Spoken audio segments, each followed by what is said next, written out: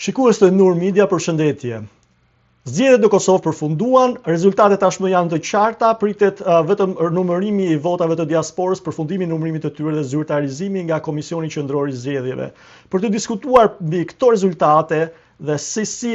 lexohen ato dhe se si mund të dilet nga kriza institucionale që ka përfshirë Kosovën, pra formimi i koalicionit të ri edhe procesi i zgjedhjes së presidentit të ri, do të kemi kënaqësinë që për Nur Media të komentojmë me analistin Adri Nurellari. Adri, përshëndetje, mirë se erdhe në Nur Media. Përshëndetje me gjitha. Atëherë, si e lexoni ju rezultatin e zgjedhjeve në Kosovë pikë së pari? Po, së pari njerë, Kurti u fut aty për të zgjeruar mandatin e tij, por doli që humbi referendumin pushtet absolut, pra ai padyshim që mbeti bindshëm partia e parë me distancë të madhe nga partitë e tjera, por rënd ndjeshëm krahasuar me 51% që kishte marrë vetëm pak muaj më herët. Qytetarët ja dhanë prap mandatin për të qeverisur, por jo i vetëm. Pra në farë mënyre ai hasi ose u ballafaqua me kufirin ose tavanin e politikave të tija populiste dhe detyrohet të hyjë në koalicion. Duket se populizmi i Kurtit e ka prekur tavanin e vet, pavarësisht krizave, opozicës fragmentuar dhe avantazhi ka duke qenë në pushtete dhe ndereve, favoreve, fondeve që ka dhënë me fondet për nga taksat e vendit, pavarësisht se humbi. Pra, prap ai nuk u rit, me thënë drejtën, edhe kemi një lloj ngurtëzimi të rezultatit. Kështu që ky është si thua sinjali i parë. Domethënë, nga ana tjetër pastaj u konsolidua opozita e Partisë Demokratike të Kosovës si partia kryesore opozitare, alternativa kryesore e qeverisjes, dhe ruajti si pozicionin e dytë. LDK pritej shumë, por si thua edhe ajo është u cimentua si rezultat, mbetet një rezervuar i rëndësishëm votash që mund të jetë potencialisht i dobishëm për koalicionin me vetëvendosjen. Dhe fituesi tamam i vërtet është AKA që pavarësisht largimit të nismës dhe Fatmi Limajtja doli që të kaloj pragun e të ruaj përqindjen e saj të vitit të kaluar. Kështu që në këtë aspekt nuk ka një ndryshim shumë të madh, asnjë nga partitë nuk është ekzaltuar prej gëzimit, por së fundmi mund të thuhet që qytetarët i dhanë një lloj leksioni demokracie gjithë elitës politike të Kosovës, me këtë rezultat që në fundit e kufizoi arrogancën e përqendrimit të pushtetit në një dorë. Atëherë, duke qëndruar tek vendimi i qytetarëve, kemi pasur një pjesëmarrje edhe më të ulët se sa nga zgjedhjet e dhjetorit. A ishte një ndëshkim për gjitha partitë politike apo çfarë si mund të lexohet si mund të lexohen këto shifra? Po mund të kenë disa këndvështrime, studime të ndryshme të tregojnë se një ndër arsyet kryesore pse njerëzit nuk marrin pjesë në votim është fakti se shikojnë në mënyrë racionale që kostoja ose mundimi për të shkuar për të hedhur votën nuk ka ndonjë dobi të madhe, sepse shikojnë votën e tyre të parëndësishme në rezultate dhe kjo është ka përshtypjen një ndër arsyet kryesore, sepse shikojnë që në fundit fituesi është i paracaktuar, shikojnë që pavarësisht votës që ata japin prap ka pasur ngërçe institucionale, pra nuk është ata mund të dëshirojnë realitetin, kështu që kam përshtypjen që një prej arsyeve kryesore pse spati pjesëmarrje ka qenë pikërisht kjo. Po aty do shtuara edhe gjëra tjera, është edhe një lodhje, domethënë kur kemi vetëm brenda vitit kaluar 4 palëzgjedhje se 2 ishin parlamentare, pastaj kishin 2 raunde lokale. Dhe shikoj që prap ato nuk kanë dalë të krijojnë institucione stabile për të shkuar prapë në zgjedhje sepse nuk u zgjodh presidenti. Këtu ka një farë lodhje dhe bezdije ka përshtypjen, kështu që kjo do trajtuar edhe si një akt, po themi, i pastër edhe i dëshkimit në kuptimin e moral të partive politike dhe të elitës. Mandej edhe koha nuk është pak shumë aq e përshtatshme, se në fundit kemi hyrë tashmë në verë, kemi hyrë në fazën ku njerëzit shkojnë e vizitojnë familjarët e tyre në perëndim, ose ku shkojnë fillojnë të bëjnë pushime, në pjesë e mire e njerëzve në Kosovë janë të vetëpunësuar ose biznese të vogla të mesme, kështu që mund të jetë edhe kjo një arsye e mungesës së pjesëmarrjes. Po të kuptojmë që një arsye tjetër pse është mungesa e pjesëmarrjes është sepse Kosova ka një emigrim të jashtëzakonshëm. Pra çdo vit sipas Eurostatit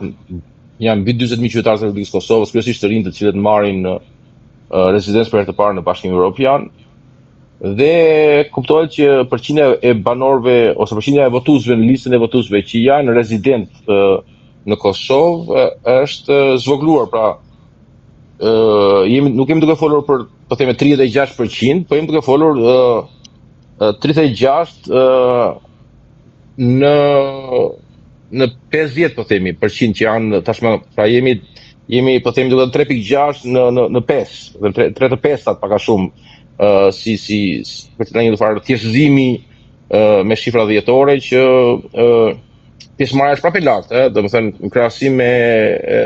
po që se llogarisim që një pjesë e popullsisë nuk është jashtë,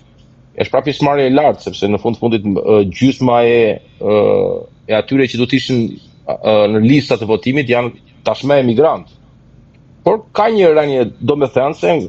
në krahasim me vitin e kaluar. Dhe kjo duhet parë me vëmendje, sepse mund të jetë edhe një formë dëshmisë së faktit që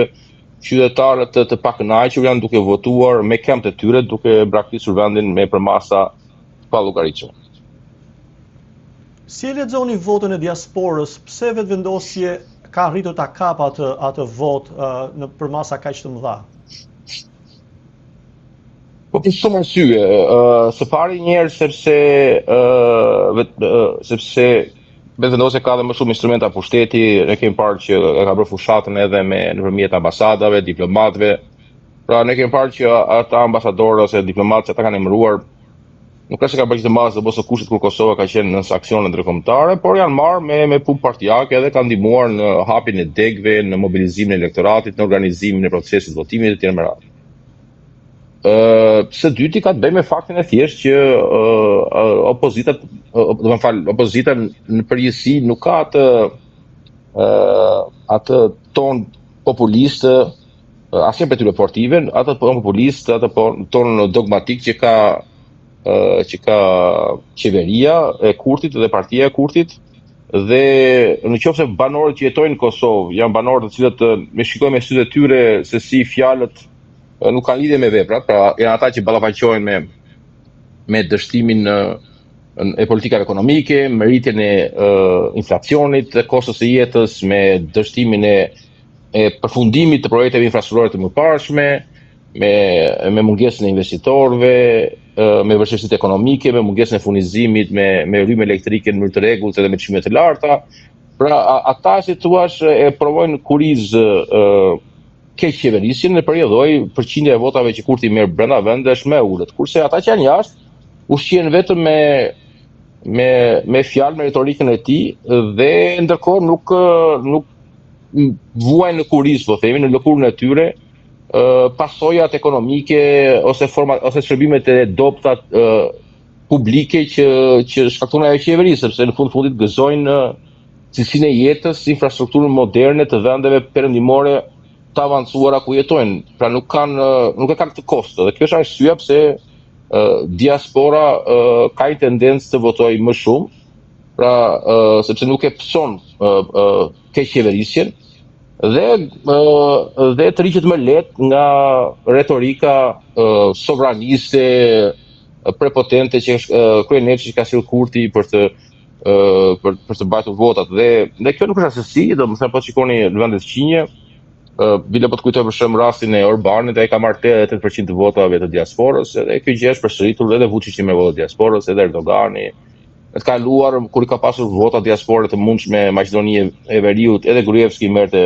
deputet e diasporës, edhe Tuđmani merrte deputet e diasporës, pra ka një histori kjo punë, domethënë që këto parti që kanë retorikë theksuar nacionaliste dhe janë në pushtet dhe përdorin instrumentet e pushtetit për të siguruar vota edhe në diasporë, në të kaluarën është treguar që ka marrë vota të bollshme edhe nga diaspora. Ju përmendën në fillim rastin e PDK-s që konsolidoi veten si forcë e dytë partijake në Kosovë dhe si forcë e parë opozitare. Cili do të ishte hapi cilësor i PDK-s për të arritur për të marrë pushtetin herën tjetër? Hapi cilësor do ishte kthimi i komandantëve nga Haga, i cili pritet të ndodhin në Korik, edhe e presim me madh të gjithë si popull shqiptar, sepse është një padrejtësi që nuk i përket vetëm PDK-s, por gjithë Kosovës edhe Shqipërisë e shqiptarëve ku jetojnë. Dhe ai padyshim që do sillte një tjetër impuls, por edhe do bëhet të mundur që të kishte mirëfillje reforma brenda Partisë Demokratike Kosovës që ka qenë të pamundur më para për shkak se kjo ndjeshmëri ndaj liderëve atje ka bërë të vështirë në ndërmarrjen e reformave të brendshme rrënjësore. Së dyti ka përshtypjen që Partia Demokratike e Kosovës në një farë mënyre e ka treguar veten se ka gatishmëri për të ndryshuar. Ne kemi parë që në një kohë relativisht të shkurtër kemi ndryshuar, po themi, 3 figura drejtuese, Emir Hoxha, Emir Krasniqin, së fundmi kemi Bedri Hamzën, kështu që Partia Demokratike e Kosovës e ka një farë zgjedhje vullneti që dhe autoriteti, po themi, moral që të ndryshojë veten për të ndryshuar Kosovën, kështu që mendoj se është rrugën e dur. Por një gjë që duhet të vëmë duke këtu është se ndryshimi kryesor që duhet ndodhi me gjithë opozitën, por në përgjithësi me mentalitetin që me cilin trajtohet sistemi politik, sepse këto zgjedhje, nëse bën një gjë, këto zgjedhje kanë bërë si thua vullosjen e fundit të tranzicionit të pas luftës. Pra zgjedhjet në të kaluara kanë qenë dominuara nga ndarja klasike UÇK, Rugov, luftë ose paqe, pavarësia apo status, si kanë qenë. Mirë, po ajo gjë ka ndryshuar me konsolidimin e vetëvendosjes, me faktin që vetëvendosja pas 2021-shit nuk është se u shfry, por votat relativisht u ngurtëzuan, tregojmë që kemi një realitet të ri. Pra nuk është më gara e dikurshme dhe sot ka të bëjë më tepër me po shkoj drejt qeverisjes, ekonomisë, institucioneve, cilësisë së jetës, elementeve jo materiale si identiteti, si sovraniteti. Për në këtë aspekt kemi shenja se Kosova po hyn në një fazë të re të zhvillimit politik në një sistem të ri që kërkon që PDK-ja dhe LDK-ja t'i përshtaten, pra mos ngelen me këtu. Në këtë aspekt mendoj se kjo do të jetë kryesorja që t'i përshtaten nevojave të reja, sepse PDK-ja dhe LDK-ja kanë ngelur në mënyrë parti nostalgjike, pak melankolike ndaj së kaluarës, dhe ndërkohë që qytetarët po kërkojnë ofertë për të ardhmen. Dalimi pak te LDK-ja, me që e përmendet. A ka mbetur vetëm tek pjesa nostalgjike për Rugovën dhe kjo mbase edhe me brezat e rinj që nuk e ka njohur presidenti Rugova nuk ndihmon shumë, dhe cili është roli i rikthimit të Vjosa Osmanit në këtë fushatë zgjedhore pranë LDK-s në rezultatin që arriti? A e penalizoi apo e ndihmoi LDK-n për një rezultat pak më të mirë?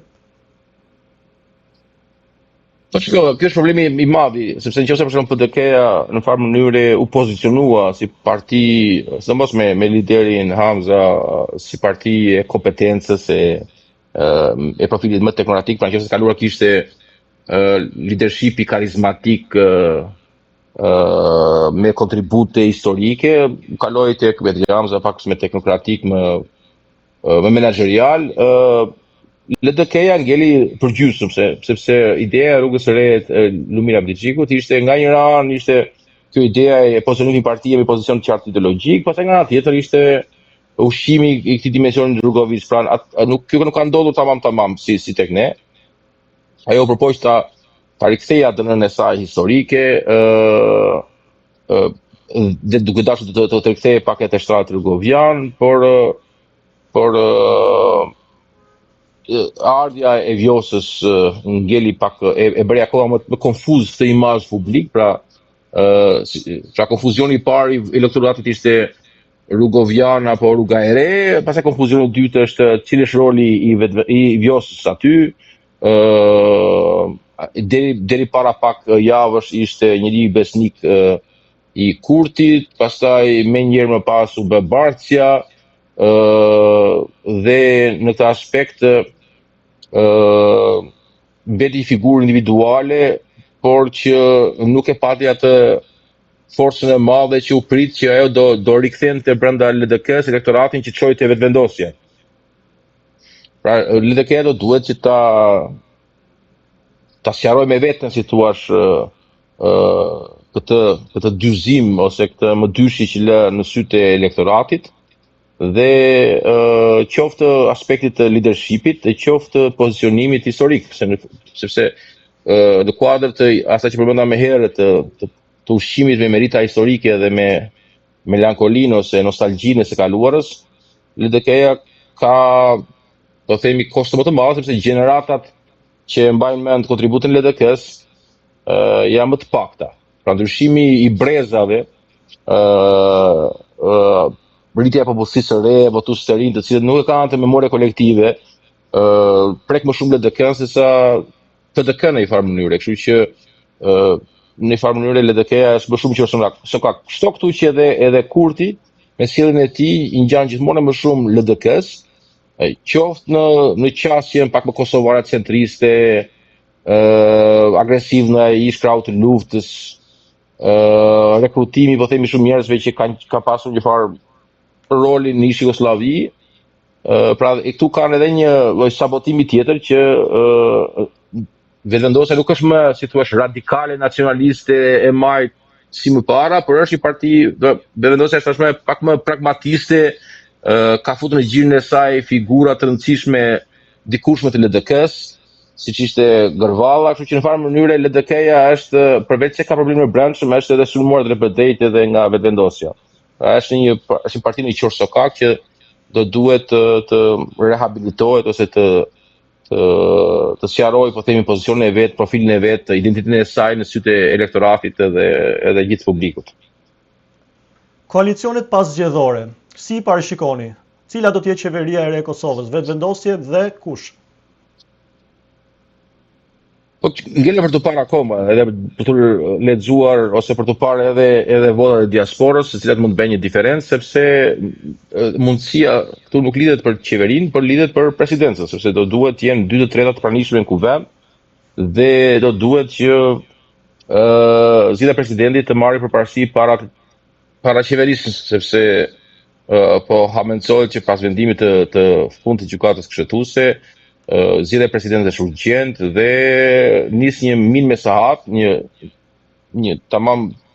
një tik-tak i 60 ditësit, ku dita e parë e konstituimit të kuvendit konsiderohet edhe dita e parë e procesit të zgjedhjes së presidentit, edhe si e tillë, mendoj se do duhet të shkojë paket, pra paketa për të qeverisur do të jetë e njëjta me paketën për president dhe anasjelltas. Dhe arsye pse them se duhet pritur akoma rezultati final është se me rezultatin deri tani, me numrin e tani të votave, edhe me dash, LDK-ja nuk e bën votat Kurtit për president, kështu që ngelet për të parë, është errët akoma. PDK-ja mund të bashkëpunojë me vetëvendosjen për këtë? Por në të kaluarën PDK-ja ka shprehur e gatshme që të bashkëpunojë për presidentin edhe të ofrojë edhe propozojë emra të profilit konsensual. Nuk ka ndryshuar nga ky pozicion, kështu që ngelet për të parë. Në rast të dështimit për zgjedhjen e presidentit, a rrezikojmë që të mbetim në një rreth vicioz dhe si dilet nga ky rreth vicioz, një krizë të zgjatur institucionale? Po, nëse brenda 60 ditësh nuk zgjidhet presidenti, atëherë me ex ante, pra në mënyrë automatike shkohet në zgjedhje të reja, jo më pak se 30 ditë, jo më shumë se 45 ditë. Pra është një rreth vicioz, edhe plus që është rreziku tjetër që pasi kalojnë 6 muaj nga ushtrimi i detyrës nga Albuena Xhiu, atë sa ti mbaron mandati dhe ngelim në një limbo, në një humnere institucionale, pra në një vakum të plot. Që shpresoj që mos vemi deri aty, por zgjidhja kryesore është nga Kurti, sepse edhe me rezultatin që ka tani, ai vetë nuk e bëhet presidenti, po presidenti nuk bëhet dot pa të. Dhe mënyra se si po shkruhet ai deri tani është ose bëj si dua unë, ose shkojmë prapë në zgjedhje. Pra ky ka qenë kërcënimi i tij konstant. Ky është bërë i qartë tashmë se kjo është ere e bëri dyer tashmë, kjo është ere e tretë që do ballafaqohemi. Dhe do të them që kushtetuta nuk është krijuar që të detyrojë palët të jenë konstruktive, kupton? Nëse dikush vendos që thjesht të mos ta respektojë vendimet që ka kushtetuese ose frymën ose atëherë jemi në një kolaps institucional, kështu që e vetmja shpresë është që shikojmë zgjedhje të reja, qytetarët ashtu sikur se kësaj radhe ja ulën arrogancën Kurtit, duke ja hequr shumicën absolute që kishte për qeverisur, Nëse Kurti pastaj me vetë dije çon prap vendin në zgjedhje, shpresa e vetme është që qytetarët të vetëdijsohen dhe ta ndëshkojnë duke çuar në opozit, po përndryshe nuk ka forma të tjera. Do duhet që Kurti është njeriu që ka më shumë peshë politike dhe vota, dhe për i lloj ka më shumë përgjegjësi. Të përgjegjësi ka dhe në qytetarët, kështu që qytetarët do vendosin pastaj a do vazhdojnë të japin atij përgjegjësi për të bllokuar institucionet apo do dyshojnë kahjen e votës nëse ka zgjedhje të tjera të jashtëzakonshme.